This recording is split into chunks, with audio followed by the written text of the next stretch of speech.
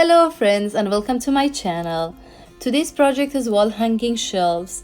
We need 4 pieces of wood for each shelf and I want to have 3 shelves. So we need 12 pieces of 11 inches and 8 inches.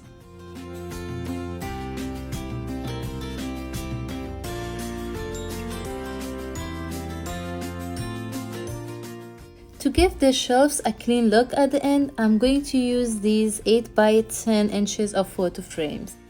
In order to attach the pieces together, first I use the wood glue and after that I use some nails to secure the shelves.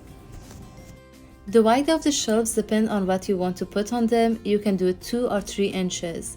These wood pieces are 2.5 inches wide. I'm using a matte black spray paint, so cover all the sides with it and spray the second coat of paint with 1 hour gap between the coats. Once the paint is dry, I will remove the glass from the photo frame and attach it on the shelves with some wood glue. I hope you like this project. Don't forget to hit the like button and subscribe to my channel to see more DIY videos.